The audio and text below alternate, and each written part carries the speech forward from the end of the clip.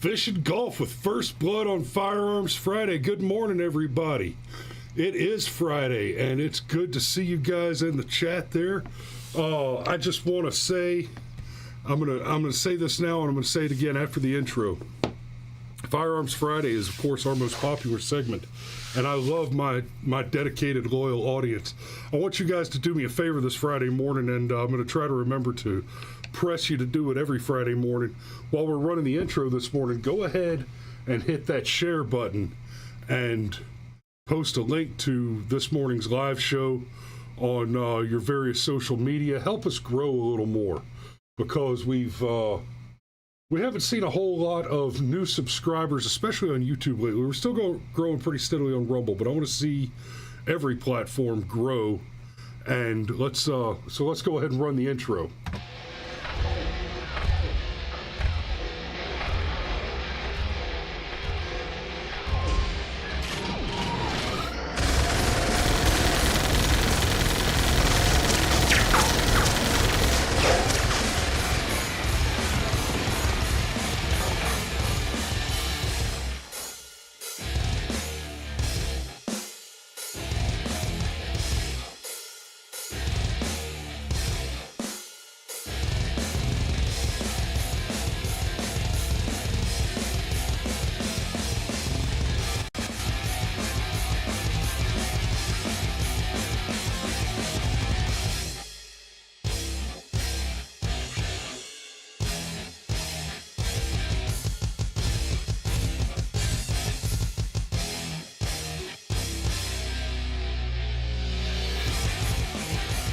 And good morning, everybody.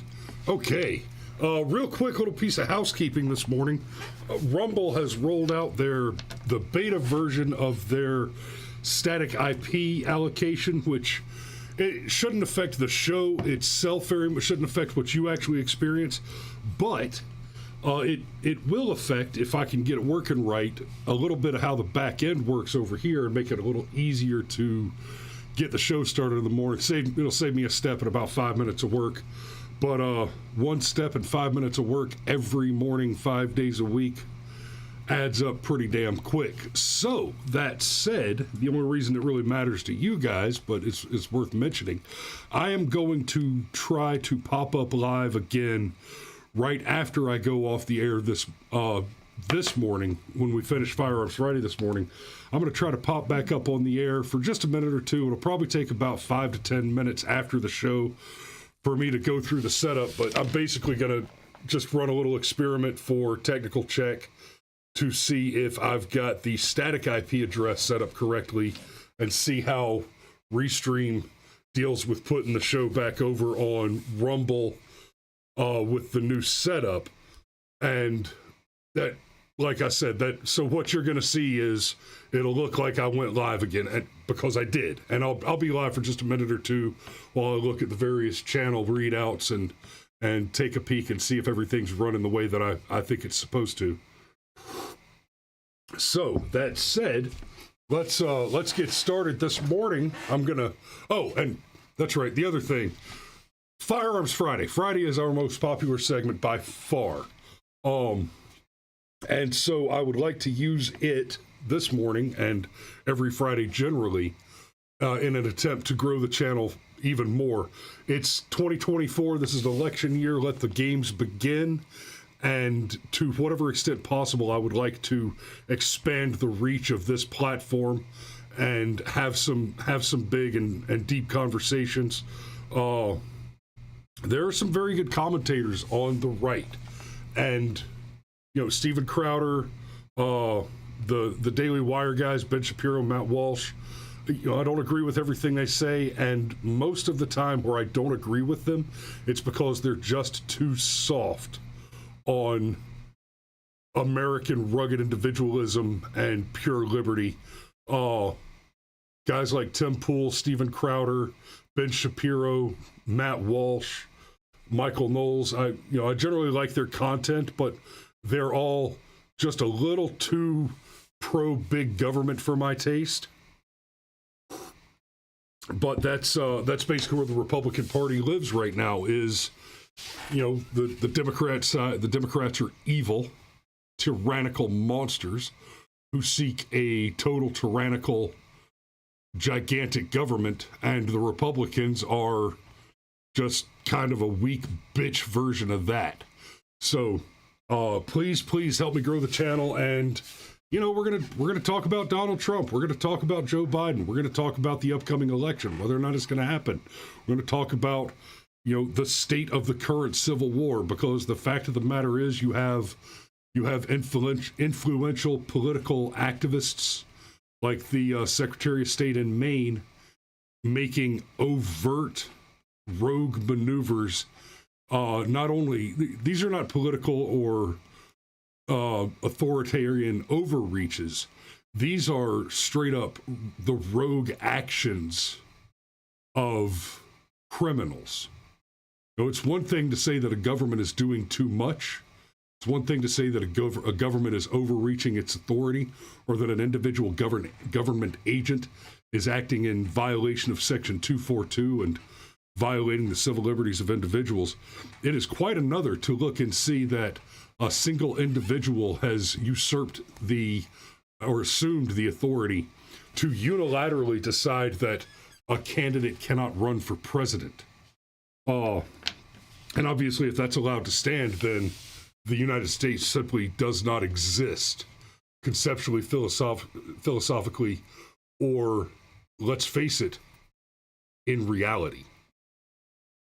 So, speaking of constitutional authoritarian overreach, let's talk about California.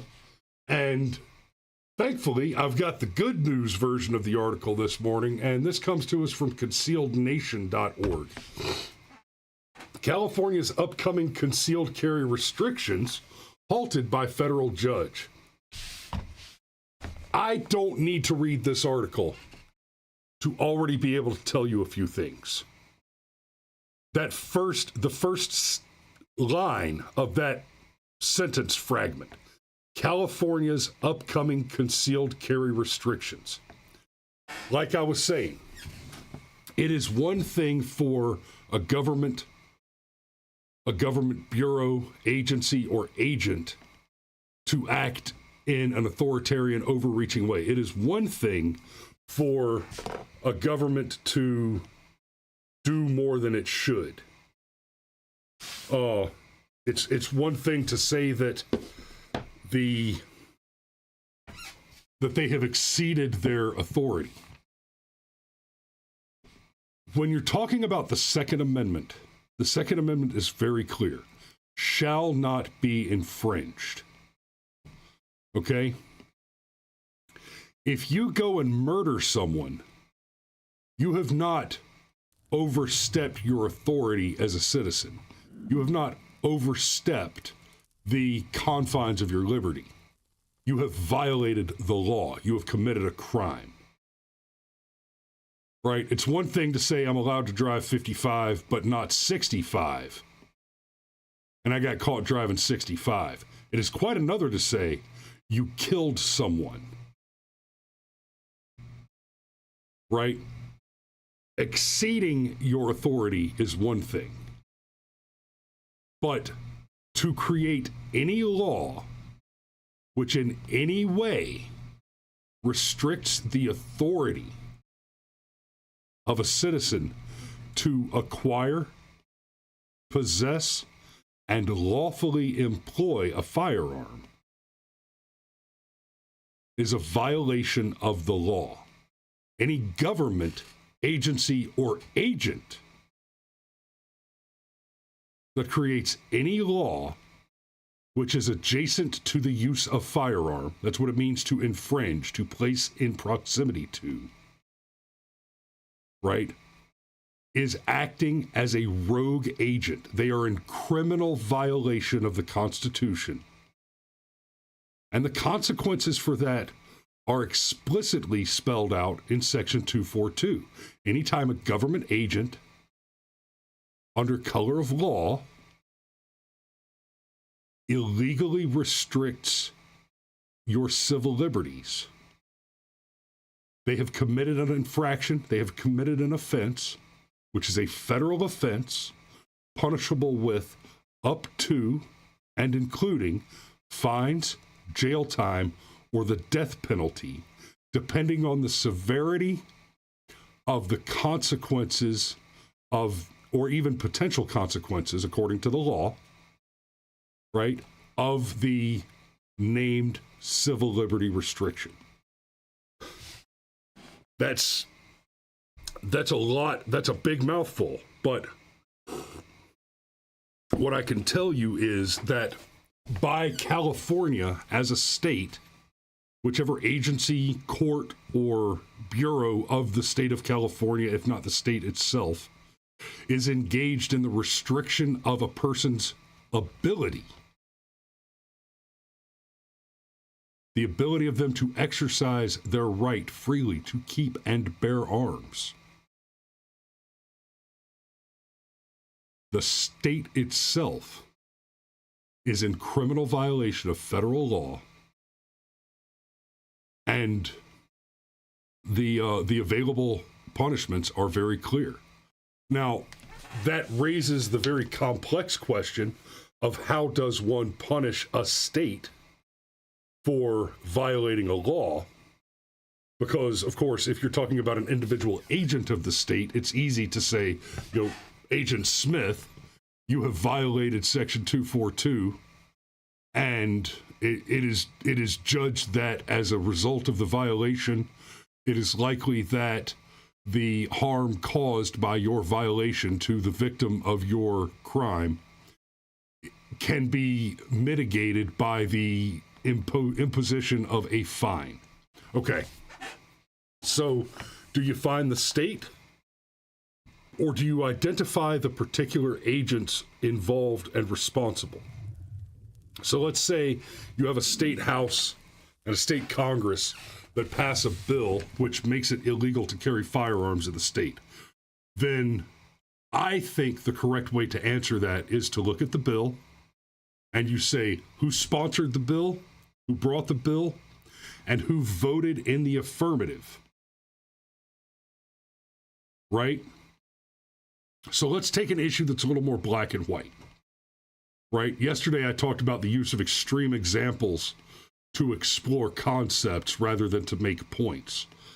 So let's imagine for a moment that the state house brought a bill that said it is explicitly permissible for a person to kill another person without justification. Right? The state decides that murder is lawfully tolerable. House brings a bill, it passes the House. Now let's be fair. Let's be perfectly fair. This would be a bill brought based on recent evidence, Soros DAs, the rash of release of violent criminals, many based on their ethnic composition from prisons in California, New York, and several other liberal states with the Soros-backed DAs. Of course, a move to decriminalize murder would be brought by the Democrat Party. That's a given. There's no intelligent argument against that claim. We've seen them bring pro-murder bills like the post-birth abortion bill in Virginia. The Democrat Party is pro-murder. It's not complicated. But the bill passes the House, makes it to the Senate, dies in the Senate, and doesn't make it to the governor's desk to be signed. The bill doesn't go into effect. Okay, fine. The next campaign cycle, you make it clear, hey, all the Democrats in the House of Representatives in the state House this year voted to legalize murder. That's a campaign issue, right? You can reasonably say at this point that they haven't actually committed the crime of the rogue action and the Section 242 violation. But let's say the same bill goes through the House, goes through the Senate, and goes to the governor's desk, and the governor signs it, right? In this example, obviously, it's going to be Governor Newsom that signs it. And I dare you to offer reasonable evidence that Governor Newsom would oppose a bill brought by Democrats to this effect. Now, you have names on a document that has a specific action and a particular outcome, are you willing to argue then that these people do not bear the culpability or responsibility of the violation of Section 242, violation of civil rights under color of law, sufficient to impose upon them?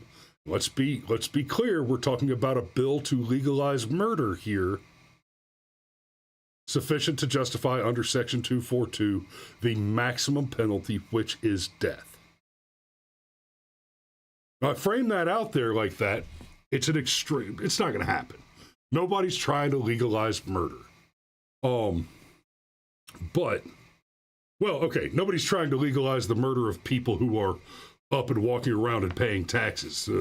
There is a party out there that's totally for the murder of not yet productive tax-paying infants. They're all for that shit.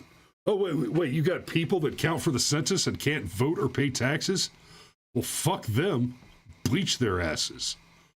Right? The Democrats are happy to do that. But a bill to actually legalize murder, that's not on the table anywhere.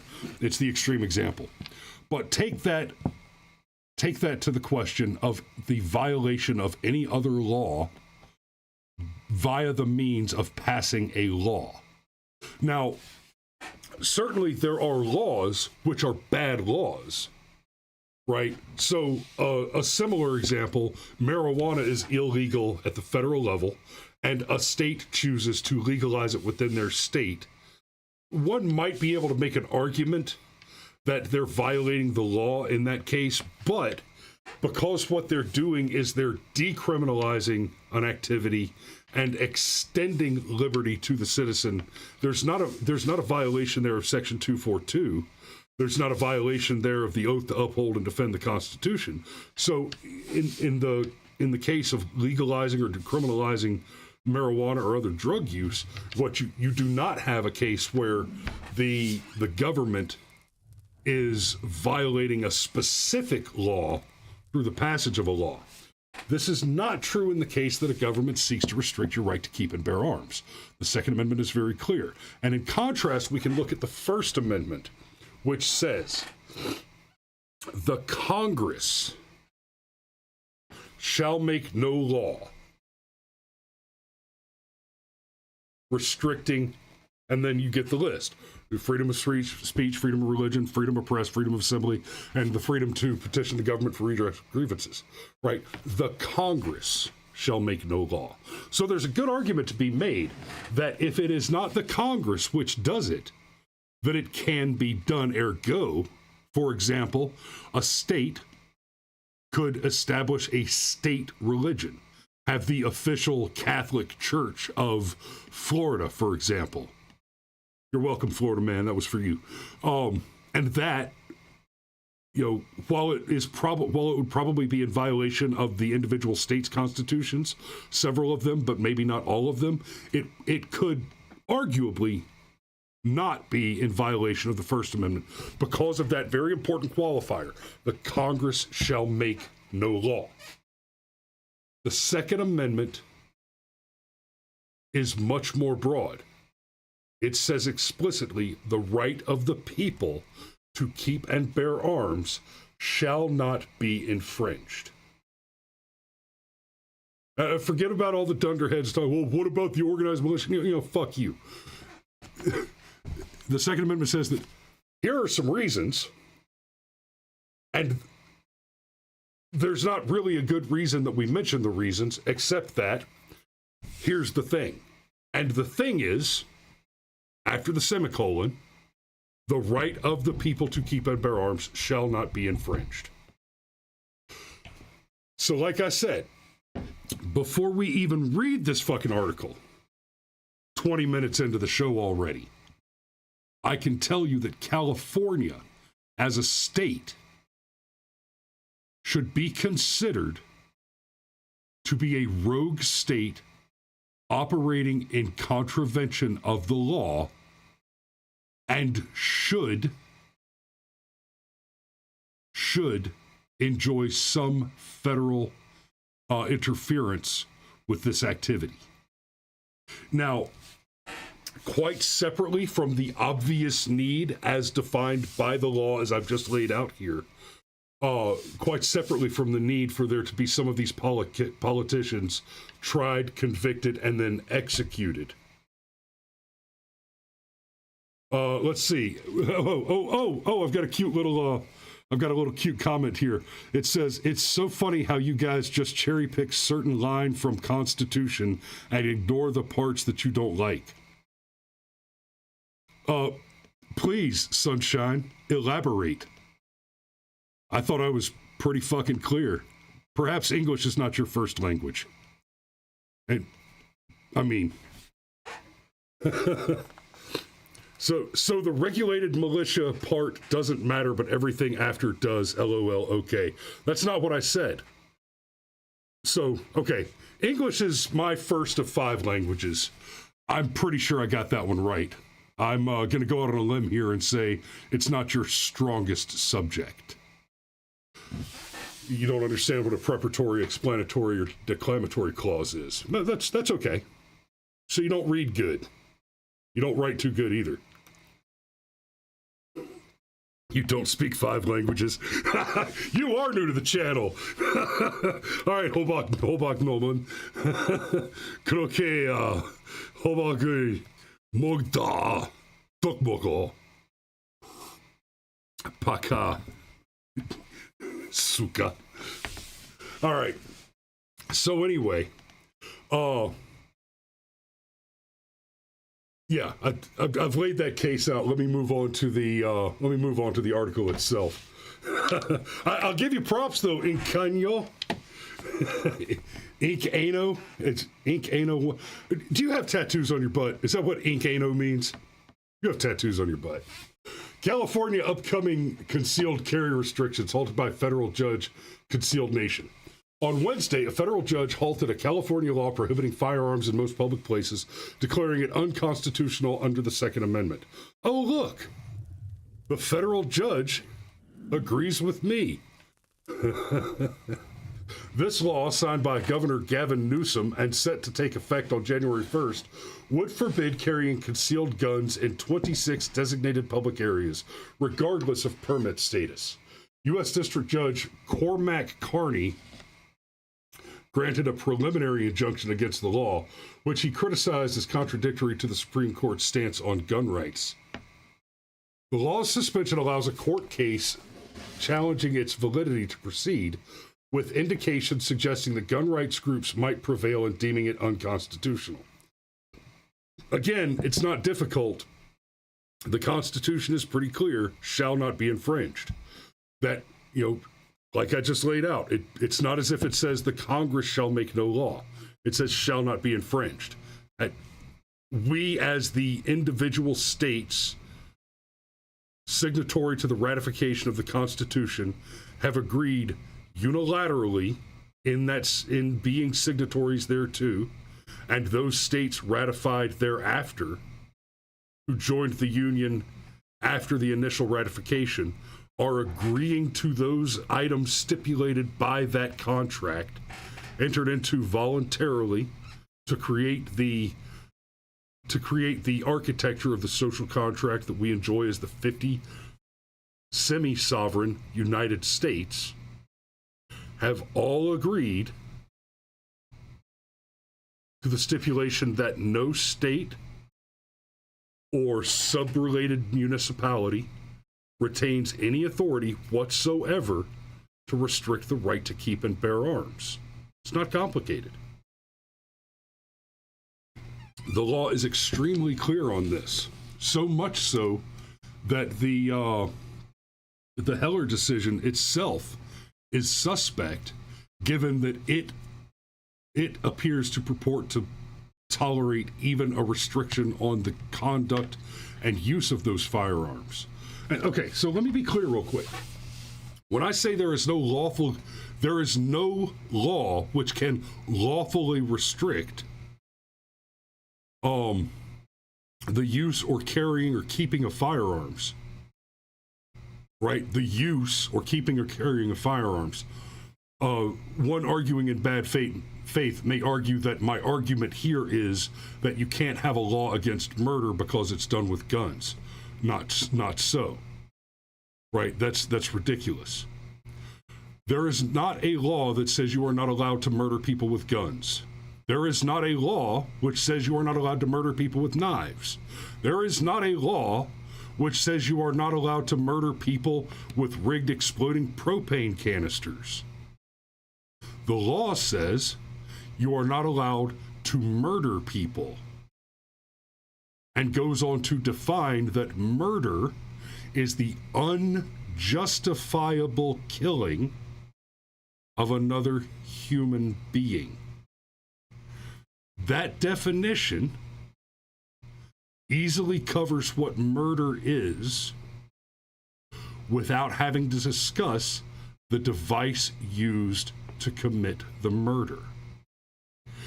If, for example, there were laws explicitly outlining the unjustifiable homicide against another person by stated explicit means, without the blanket definition of murder being the unjustifiable homicide of another person by any means, then all any one person would have to do is go through the list of ways you're not allowed to murder someone and come up with one that's not on the fucking list.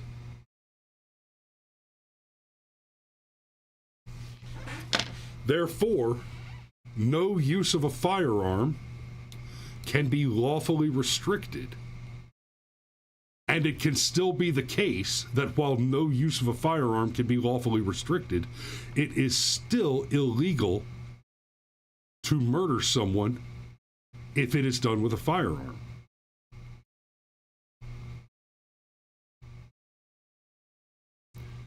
Oh, okay. This is going to be the last comment that I've got for Inked Anus number one over here. He says, Trump is a deranged lunatic that'll probably end up in jail. You know, couple things here. He probably will end up in jail. As we've seen very clearly with the McMichaels, Derek Chauvin, and several others, the fact of the matter is that what it takes to be convicted of a crime in this country has nothing to do with whether or not you're guilty of a crime. It has to do with whether or not the political elite want you to suffer or want to remove you for their convenience or want to make a political statement. The fact of the matter is that the criminal justice system is merely a weapon of the DNC today. A few other things remain true as well, however. There's nothing in the Constitution or the law that prevents Donald Trump from winning the presidency from jail and then pardoning himself.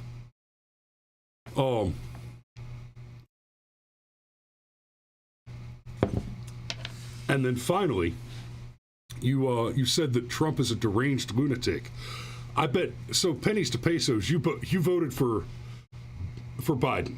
I'm gonna say that's a pretty safe assumption that you're one of the theoretical 81 million, right?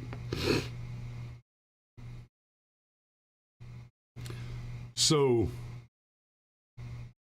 you voted for the totally not deranged lunatic, the adults are back in charge, World War III, invasion of the Ukraine, the support of Hamas, the funding of the new anti-Jewish genocide in the Middle East, the debauched withdrawal from Afghanistan. Sunshine, you are staring in a mirror of deranged lunacy. It's okay. Enjoy your drugs. Be good for you. I'm sure it'll work out. So, all right. So the long and the short of it on that one is California tried to shut down guns and the court said nope. I want to do one more story. I'm gonna go ahead and squeeze in one DGU because that's what you're here for. And we'll just go ahead with, I'm going to do this one because it speaks to a certain narrative.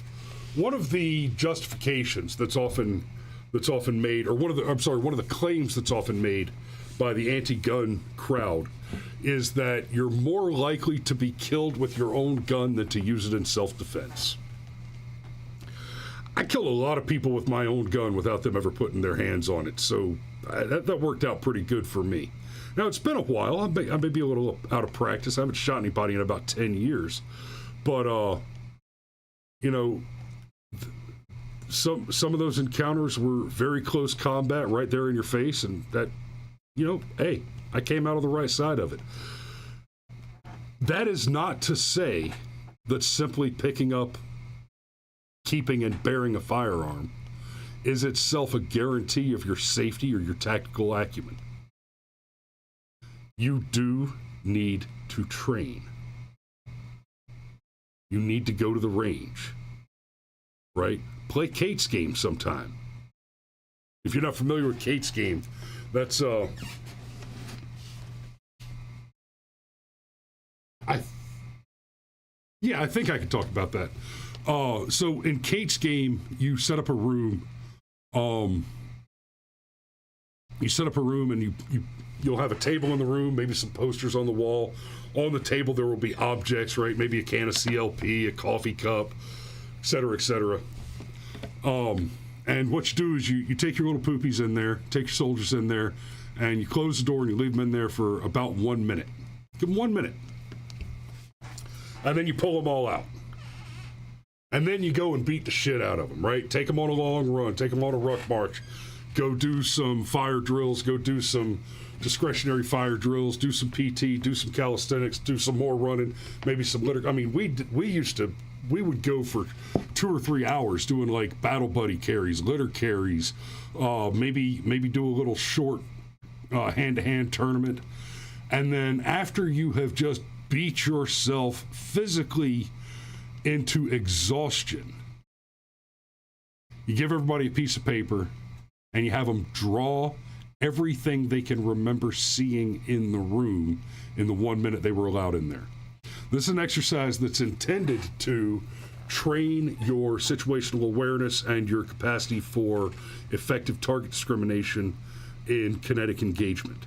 It's a very effective training mechanism. And I always had fun. I always thought it was a lot of fun. And buddy,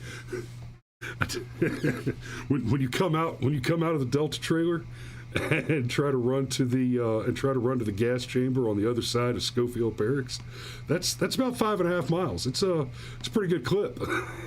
So by the time you get your mask on and go into that chamber and start trying to sing the Army song in a cloud of CS poison, woo! I tell you what, you won't have to blow your nose again for a month after that. Oh, Ink Butt says, "What are you, a cosplayer?" Oh, you really haven't watched the show before, have you, Sunshine? Okay, so this story goes back to the claim that you're more likely to be shot with your own gun than to use it in self-defense. Okay. Indy homeowner says he fought off intruder, killed him with his own gun. One man is dead following an attempted home invasion on Indy's east side in Indianapolis. Today, the homeowner who killed the suspect spoke out about the shooting a short time after he was released without charges.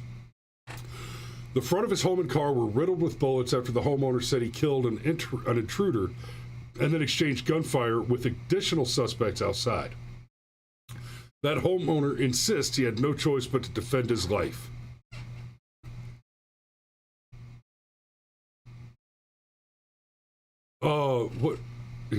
What are you saying? What is statistically true, though? Clarify your question, and I'll consider answering it. The front of his home and car were riddled with bullets after the homeowner said he killed an intruder and then exchanged gunfire with additional suspects. And it says the homeowner insists he had no choice but to defend his life. This sentence right here, I'm not particularly fond of that. If someone has entered your home with obvious ill intent, then I don't particularly care if you had a choice or not in defending your life. You have the absolute authority. Right? Forget about rights. Forget about civil liberties in this. You're talking about your privately owned domain. I don't care if you are in fear for your life. If you do not have the authority to control that territory and to guarantee the entries and uses and distributions and dispositions of that property, then you do not own the property. So I hate that a person should feel like he has to justify the killing of an armed intruder who illegally entered the home. That is the justification. Let's see.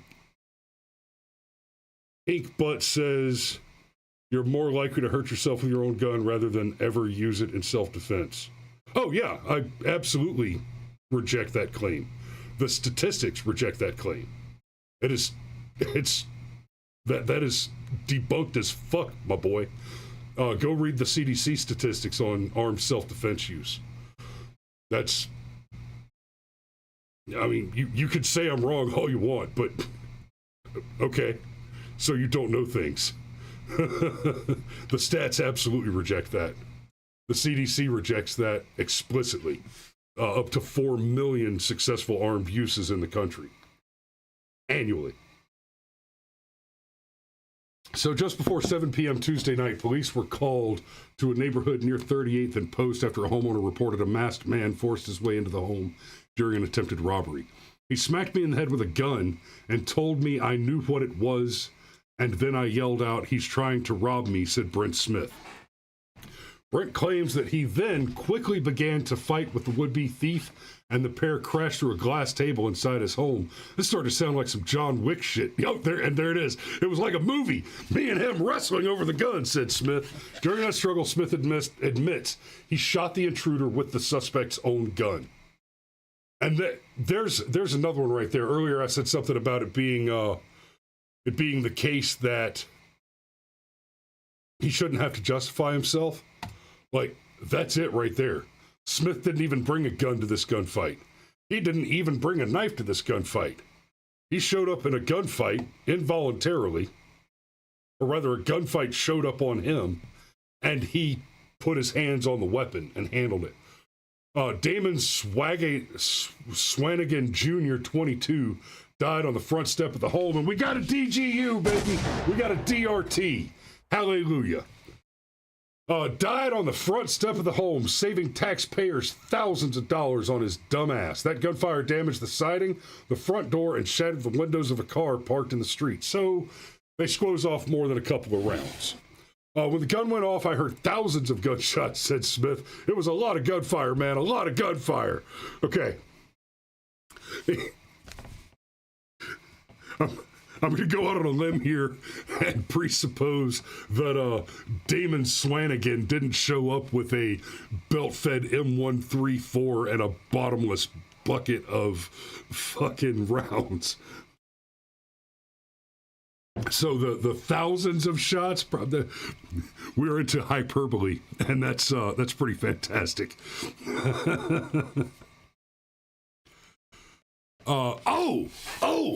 Incano. So Inkdash says, what are you talking about? In 2021, most gun deaths in the U.S. were due to suicide. Yes. Oh, okay. Stick around, because I got one for you, buddy. Okay, I'm glad you said that. We'll get to that in just a second. Let me finish with this story, and I'm going to come right back to you. That's cute. I don't even think them or me. I was just basically trying to survive myself, man, said Smith. Police questioned Smith overnight, but because the law allows people to defend themselves and their home with deadly force, he was released pending further investigation. Now, it says that they questioned him overnight. It doesn't explicitly say whether or not he was arrested, whether he was held against his will.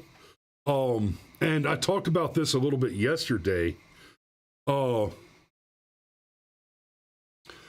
talked about this a little bit yesterday. In the case of a clear-cut case of self-defense, you shouldn't be arrested, right? In the case of, for example, let me extrapolate this to similar cause for action and legal argument. In cases where you have, say, a crime of passion, it's actually not terribly uncommon. You may all remember the famous lawyer whose name escapes because apparently he's not that famous. But this was almost 10 years ago that the case happened, and he shot his wife in the car, and he never denied that he shot her, but he tried to argue that it was an accident. But of course, the charges suggested that he shot her for a particular reason.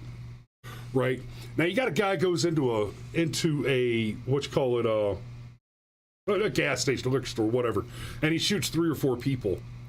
The reason you lock him up is, even though there's a good argument to be made that the fact that he killed 3 or 4 people is far worse morally and legally than the fact that he robbed the gas station.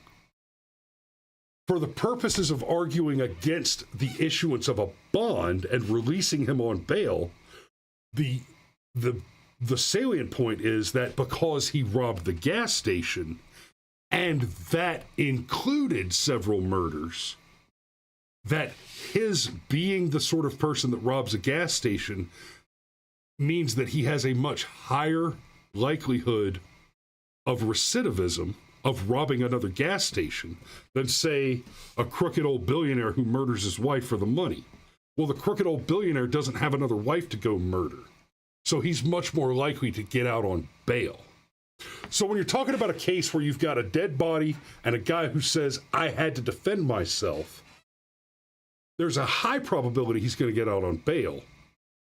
And that argument is only salient if you're willing to go so far as to say it's reasonable to arrest a man who has just been through the traumatic experience of having been nearly victimized by a violent criminal and then having had to employ force to defend himself. Right? Not everybody's a warfighter. Not everybody enjoys coming out of the other side of a gunfight. It's not for everybody. To take a man who's just been through a gunfight, who's just been put through a very serious trauma, and the evidence on the ground pretty clearly indicates that he was the aggrieved party, that he was the victim, that the dead body is not a victim, but rather an aggressor whose aggression was curtailed by the application of lawful force. I don't see any good reason to subject that person to further stress, injustice, and trauma by then immediately restricting their liberties, taking away from them access to counsel, access to rest and relaxation, taking away from them the very freedom that should guarantee their continued life, liberty, and pursuit of happiness. So I'd like to know more about whether or not he was actually incarcerated. Now, let me come back over to Ink My Butt. So Dinkiny Ass says, what are you talking about? In 21, most gun deaths in the U.S. were due to suicide. Now I know you're a Biden voter. Because my point earlier was that the lefties, the gun grabber, makes the argument for gun control, and one of the points they make is they argue that you are more likely to be shot with your own gun by someone breaking into your home and stealing your gun than you are to employ that firearm in a self-defense case. So Sunshine brings up the most gun deaths were due to suicide. that is true almost every year without exception, that most gun deaths in the U.S. are from suicide. But what you're doing here, this is classic lefty nonsense. You're trying to move the goalpost. You're trying to reframe the argument so that you can gaslight people into thinking that I got it wrong when you're not even arguing the same point that I argued. Yes, most gun deaths are due to suicide. But as soon as you want to argue for taking people's firearms away, you're going to refer to all gun deaths, including all of those suicides, as gun deaths, generally without making the distinction, in order to inflate the number of deaths that are caused by guns. You're going to include self-defense statistics. You're going to include gangbangers that were shot by lawful citizens who just refused to be drive-by'd. And you're going to conflate all of those numbers to artificially inflate the claimed number of gun deaths so that you could argue that the United States has an outsized high incidence of gun deaths. There are many other countries where guns are not only illegal but functionally unavailable, with dramatically higher suicides. And yet they'll compare gun deaths in the U.S. to places like Korea, where suicide is such a common occurrence. Not only is suicide itself so common, but suicide specifically by throwing yourself off of the Han River Bridge into the Han River is such a common occurrence that they have the word chasalhamda, which is to commit suicide, and then they have the word Felicia Lowry, he or one which other. is specifically to commit suicide by jumping off of the Han River Bridge. Okay, y'all stick with me just a minute. My wife is calling. Good morning, baby.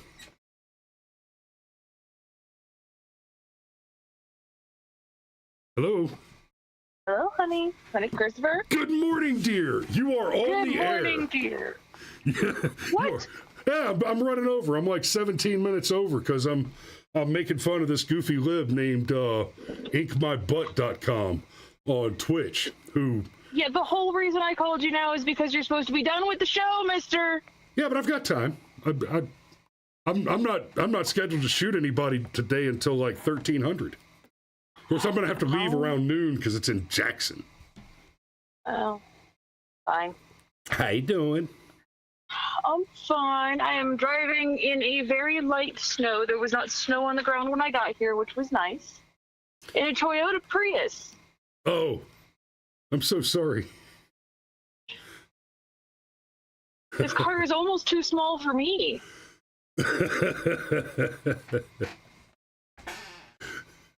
Well, that's hard to believe. But I was going to call and tell you about my car, and I will let you go so you can finish your show. Wait! Before you let me go, Maul and the Sergeant Major are watching right now. Hey, Your Majesty, give me a comment down here. Let me know if the kids are watching with you, and just in case, babe, go ahead and say good morning to the babies. Good morning, my darlings.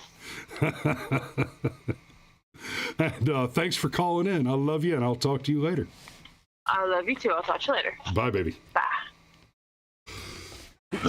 And so what we have just learned, almost entirely by accident, just inadvertently, is that my personal cell phone happens to be connected to the show this morning because I was recording a conversation with a third party the other day. So I'll hang out for just a couple of minutes now. If anybody out there watching, I see a few names in the comments who I know have my private phone number. Y'all are welcome to call in on that line. I don't have the live show call-in line hooked up and running right now because I was using the backup phone to fly one of my drones the other day, and it's out in the truck.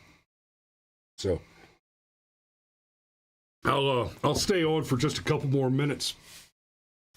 And I hope that my explanation there clearly elucidated the problem of bad faith political partisan sociopaths like Inked My Butt and how they use that obnoxious gas railing goalpost moving tactic to try and lie, to try and pretend like I said something I didn't say.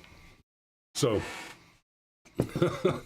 okay, nobody else has called in just yet. So let's go ahead and do the safety brief. Y'all, it is Friday. And I'm going to tell you, this is probably, this weekend is probably one of the safest weekends of the year. There have been a few crazy things in the news. There have been some bomb threats at state capitals and the like, but the fact is that we now know that these were hoaxes. They were all perpetrated over email. It's just shitheads being shitheads. And there's not a particular trend left or right.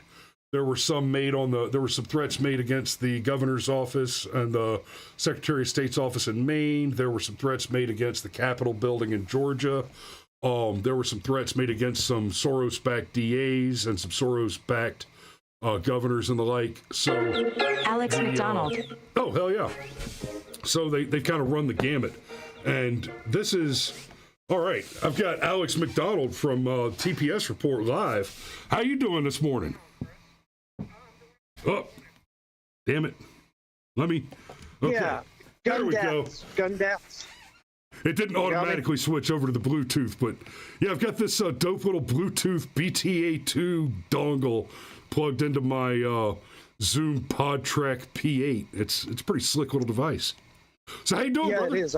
Excuse me, I was saying I'm doing well, thank you. Happy New Year. So yeah, gun deaths versus gun violence. The left are very fond of conflating that. Yes. They refer to all of it as a public health issue, by the way, which, you know, you're going to take your own life through suicide. To me, that's not a public health issue. That's a personal health issue. But regardless, here's the thing. The CDC used to publish those numbers until Joe Biden took office, and now the CDC no longer publish those defensive gun use numbers. Correct. And it was anywhere, and it was up to 4 million successful defensive uses of a handgun every year, which makes the 40-some thousand gun deaths pale in comparison, right? It's a hundredfold, or what was that, 100 or 1,000-fold? Well, it says 100-fold more, I believe. It's a shitload more. And real quick, Alex, to your point, the CDC numbers on that, hang on. Okay, the CDC numbers on that, you're right. They say up to 4 million successful self-defense uses of handguns. Just handguns. That doesn't include rifles being used in home defense, shotguns being used in home defense. Or claymores, or, and it any of the other fun toys. And it doesn't distinguish between a firearm displayed and ending the confrontation without being fired, or the firearm actually being used to destroy the enemy in that particular engagement. Correct. In fact, the majority of successful defensive handgun uses don't actually involve shots even being fired. It only involves the display of a firearm. That's the vast majority, because very few people are just going to sit there. There are some, but very few people are just going to stand there and hang around when a gun's pointed at them. I can't think of anybody like that. Yeah. There are some that have been, raised in a world where it's normal to have guns pointed at you and it doesn't faze them. But here's the thing. When you've got 4 million successful defensive uses of a handgun and only 40,000 gun deaths, it sends the message that, hey, guns are more beneficial to society than they are detrimental. And so the anti-gunners, in this case the Biden administration, instruct their CDC, don't publish those numbers anymore. They're not helping us. And here's the thing, you're right, even to get to the 40,000 gun deaths, they have to conflate gun violence with suicide. Right. they have to include the suicide numbers. If you eliminate suicide and just look at gun violence statistics, gun violence isn't really a problem in the United States. It really isn't. There's about 10,000 deaths per year due to gun violence. The rest of them are accidents and suicides. So, Ink My Butt says suicide is violence. He also says the president doesn't have control over the CDC. Yeah, fair enough. That tells me everything I need to know about that guy. Let me do this real quick. This is a guy that I'm sure thinks it's okay to kill a baby. Of course. Or for the Canadian government to euthanize its citizens, but doesn't think, and you know what? I'm sure he thinks it's okay to end your own life, except with a gun. Well, and let me just throw a little perspective out there. You got 40,000 gun deaths and 4 million successful uses of a firearm in self-defense. So let me ask you this question. Comparatively, statistically, there are dramatically fewer fatal car accidents than there are cases of people driving to work in automobiles. So I would ask, hypothetically for the gun grabber logicians, how many fatal car accidents would it take before we had to say it's no longer okay to drive to work?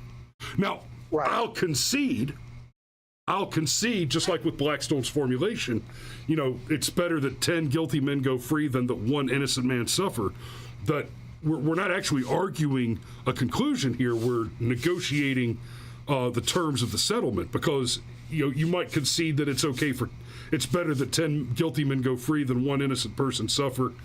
And then the question is, well, what if it's 1,000 guilty men? Well, that's also a decision, right? Yeah, but that's also a decision made by others, isn't it? Correct. That's others determining your guilt. You're making the decision to drive to work. You're assuming that risk voluntarily. Nobody's telling you, hey, you have to do this. When you commit suicide, you are assuming that risk voluntarily. The means at that point is moot. The means could be morphine. The means could be carbon monoxide poisoning in the garage. Ooh. You know what I mean? you ever seen the morphine lollipops, Alex? Yes, I have. Yes. I just need a bouquet of morphine lollipops on my desk just for a good conversation starter. Yeah. We're gonna have to have a conversation. But yeah, these lefties, they love to come on. They like to try to derail people's shows with their quite frankly inane statistics that are meaningless, and they're only used. They're conflated to try to prove a point, and the point is it's redundant. So before I let you go, Alex, I want to close on this. I don't know if you're looking at the chat or if you can see the chat from Twitch, but this knucklehead says it's good to know this is a conspiracy channel. And on that note, I just want to say, okay, so he called me a conspiracy channel. Apart from the limited intellectual capacity that exposes in Inked My Butt there, I just want to say, without going to such a dramatic extent as the entire world is run by a single group of reptilian aliens from outer space wearing rubber human masks, it's hard to think of a serious popular conspiracy that has gone to date disproved. MK Ultra, true. The Gulf of Tonkin incident, true. Right? Hell, gay frogs. Bill Clinton having sex in the Oval Office was denounced and discredited as crazy right-wing conspiracy theory right up until it fucking wasn't. And like you just said, everything that Alex Jones has ever mentioned, with the one notable exception, which he apologized for, the gay frogs, the chimeric human hybrids, all proved. Hunter Biden's laptop. Hunter Biden's laptop is. I'll give a little bit of benefit of the doubt on Hunter Biden's laptop and go so far as to say that the extent of the expanse of that particular conspiracy has gone yet uncovered. It's yet to be. But there's some serious shit there is completely beyond doubt. Yeah, this is a point I have to keep making to people. There's no evidence yet of direct criminal activity by Joe Biden, but all signs are pointing in that direction. That's not the case. There's nothing that guarantees. There is a lot of individual specific direct evidence of Joe Biden's involvement in what is criminal activity at the barest minimum as a direct beneficiary of it. The only thing that's lacked... The only thing that's lacked still is proof that he ordered specific criminal actions. Yeah, we also have to determine what the payments were for before we can determine whether it was criminal. You know, there are many reasons to exchange money that are perfectly legal. Oh yeah, but that's easy. That's easy. Just look at how we're dealing with Donald Trump, and all you need to do is arrest Hunter and RICO his ass. You wrap Joe right up in it. Exactly. That's what should be happening, but you know. Of course, we should also be running RICO charges against the ATF, against the FBI over the Whitmer kidnapping. But fuck me, what do I know? Mm-hmm. Yeah. All right, brother. Well, I'm going to let you go. Thanks for calling this morning, brother. Good talking to you, and Happy New Year. All right, man. Take care. Happy New Year. See you. All right. That was awesome. Love hearing from Alex in the morning. That said, I'll go back to the safety brief. I think there's a high degree of probability that this will be one of the safest weekends of the year, just because we just finished the New Year's holiday. The crazy party people did their crazy party people, and people are tired. People are just getting back to work. This kind of the first weekend after going back to work for a couple or 3 days. And so I fully expect that it's going to be kind of a quiet weekend for the most part, barring some black swan, blindside out of the far left field love truck type of catastrophe. And I honestly don't expect to see anything like that, because generally, before you get one of those love truck attack type of situations, you need a large target-rich environment gathering type of situation, like a pride event or a veteran celebration event, or you need something, be it a big left wing or a big right wing, large gathering of people, political divide, political motivation, pro-life rally, anti-life rally, something like that before you see those. So as long as you don't drive drunk and you don't fry bacon naked, you ought to be able to make it through this weekend. And that said, we will see you. Thanks for watching. We love you, and we will see you on Monday.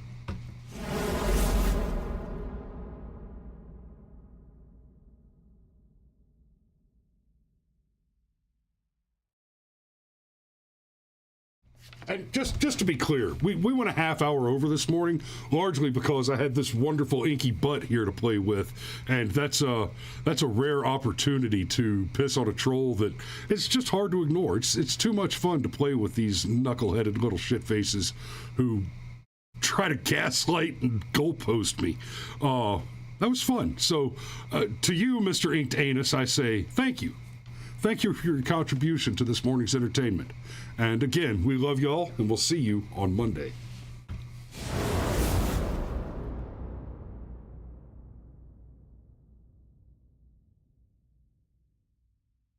Okay, one more caveat. Thank you for your service, brother. We appreciate you, too. Thanks for watching this morning, and I hope to see your name pop up in the chat, and I don't care on what channel. I don't care if you're watching on Twitch, YouTube, Rumble, Twitter. We're fucking everywhere, so come on and let's see you come back. Thanks for watching this morning. Y'all be safe.